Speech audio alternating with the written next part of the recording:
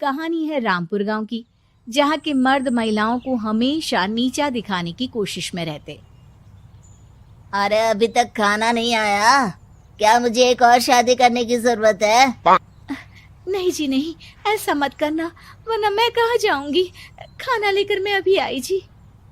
गांव की पंचायत में भी फैसले हमेशा औरतों के खिलाफ ही रहते। मैं जो फैसला सुनाता हूँ वो भगवान की आज्ञा होती है।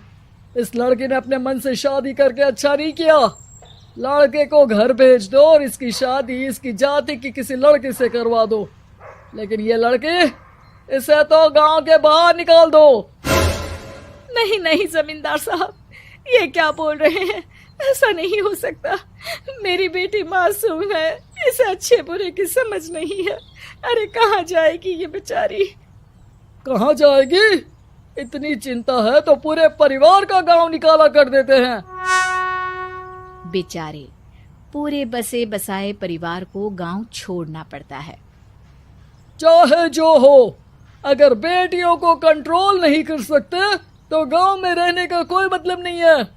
यहाँ औरतों को दब कर रहना होगा।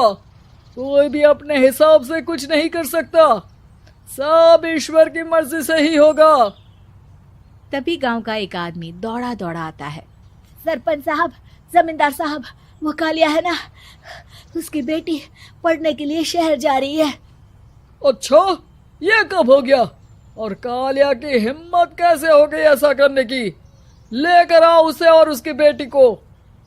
बस फिर क्या था, हाजिर हो जाते हैं कालिया और उसकी बेटी सरपंच के सामने।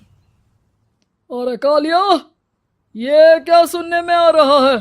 बेटी को इंजीनियर बना रहा है तू? और ये बता, गांव में तो स्कूल नहीं है, फिर कहां से इतनी क्लास पास कर गई तेरी बेटी? राधा, जो कि कालिया की बेटी है, उसे लगता है कि सरपंच उसकी तारीफ कर रहे हैं। सरपंच जी, मैंने ऑनलाइन पढ़ाई की है, डिस्टेंस लर्निंग से। सभी में मैंने अच्छे नंबर पाए हैं, जिसे देखते हुए शहर की इंजीनियरिंग कॉलेज में मुझे स्कॉलरशिप मिली है। वाह जी वाह, क्या होती है ये? पहले तो ये बताओ, फिर आगे की बात करते हैं। पूरा गांव राधा की बात सुन रहा था और राधा बोलती जा रही थी। तो ऐसे मैं फ्री में एक अच्छी शिक्षा लेकर गांव में जो कुछ परेशानियां हैं, जैसे बिजली, पानी और इंटरनेट जैसी समस्याओं के लिए काम करूंगी। मैं गांव को शहर से जोड़ने के लिए पुल का निर्माण करवाने का प्रस्ताव रखूंगी। मुझे पूरी उम्मीद है कि जल्द ही हमारा गांव भी तरक्की की राह पर चल पड़ेगा। राधा की बात सुनकर सारे गांव वाले ताली बजाने लगते हैं। सरपंच को समझ नहीं आता कि वो क्या करे।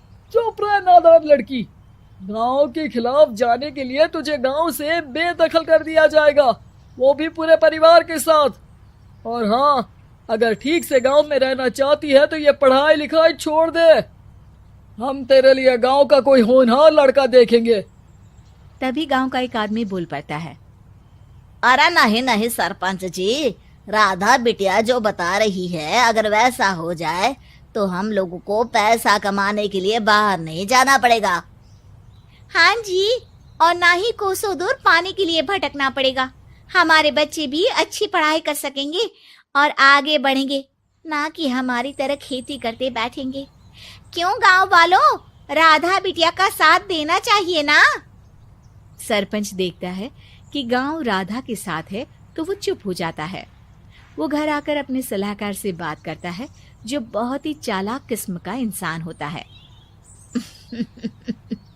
अरे सरपंच साहब, आपको बहुत ही होशियारी से काम लेना पड़ेगा।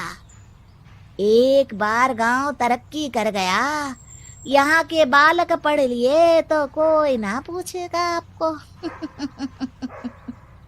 और फिर ये जो बेटा और बेटी है ना आपके, इनको भी आम लोगों की तरह ही जीवन जीना होगा।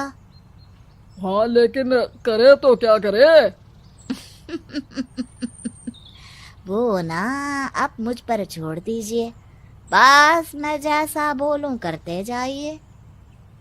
अगले रोज सुबह जब गांव वाले सोकर उठते हैं तो राधा के घर के बाहर और साथ ही वो लोग जिन्होंने राधा का सपोर्ट किया था, उनके घर के आगे लाल रंग से कल आऊंगी लिखा होता है। कल आऊंगी, यह क्या होता है? अरे यह तो खून से लिखा है, लगता है कोई भूत प्रेत या चुड़ैल का साया है। चलो सरपंच जी के पास चलते हैं।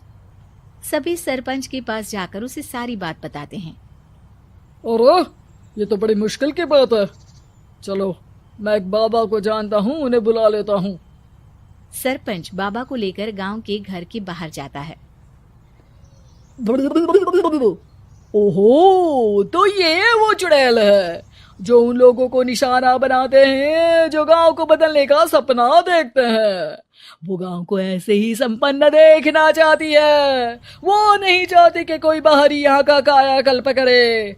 क्या तुम लोगों में से किसी ने गांव को बदलने की सोच रखी है?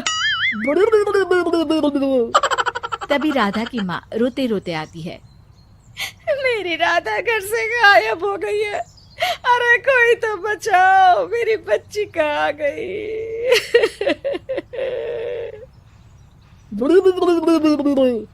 ले गई वो चुड़ैल, तेरी बच्ची को ले गई।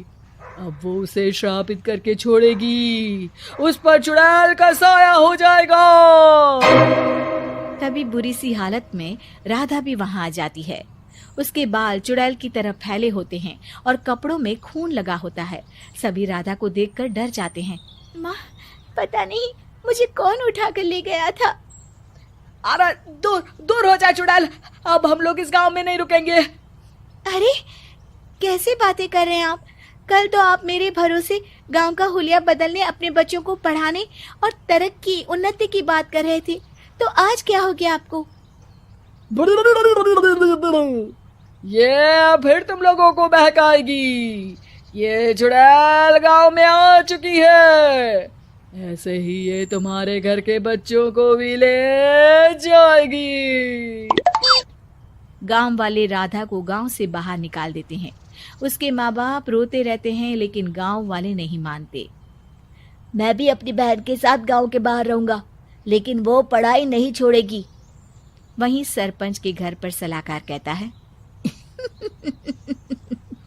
देखा, सांप भी मर गया और लाठी भी नहीं टूटी। लेकिन अगले ही दिन सरपंच के घर के बाहर भी वही शब्द लिखे होते हैं। और फिर सरपंच की बीवी कहती है, हमारी बेटी को किसी ने अगवा कर लिया है। तभी राधा का भाई वहां आ जाता है। अरे गांव वालों, मैंने सरपंच जी की बेटी को देखा था। वो चुड़ैल उसे उठाकर ले जा रही थी। अरे क्या मजाक कर रहे हो? नहीं नहीं सरपंच जी, आप नहीं जानते। वो चुड़ैल अब आपकी बेटी में आ जाएगी, जैसे राधा के अंदर आ गई थी। तभी सरपंच की बेटी वैसी ही हालत में वहां आती है जैसे राधा आई थी। पापा, पता नहीं कैसे मैं गायब हो गई थी। चुड़ैल, इसके अंदर भी चुड़ैल का साया है, मारो इसे। अरे नहीं नहीं, इसे भी राधा के पास गांव के बाहर ही भेज दो। अरे चुप रहो, मेरी बेटी कहीं नहीं जाएगी और चुड़ैल वुड़ैल कुछ नहीं होता है। अरे कैसे बात कर रहे हो सरपंच जी? आप तो बोल रहे थे कि आपका फैसला भगवान का ज्ञान होता है, तो अपने पर बात आई तो अब आप ऐसे बोल रहे हैं। अरे ना ना ना, आपको अपनी बेटी को त्यागना ही होगा। अरे बुलाओ बाबा को। राधा का भाई बाबा को ले आता है, जिसे अब गांव वालों के डर के कारण सच बोलना पड़ता है। मैं कोई बाबा नहीं हूँ, मैं तो मोची था। ये सलाहकार महोदय ने मुझे कहा था एक्टिंग करने को। अब वो मुझे पैसे देने वाले हैं। अब मुझे माफ कर दो। गलती हो गई, मुझे माफ कर दो। तभी वहां राधा आ जाती है। देखा सरपंच जी, जब गांव के बच्चे साक्षर होंगे तो आप जैसे लोगों की चालाकी नहीं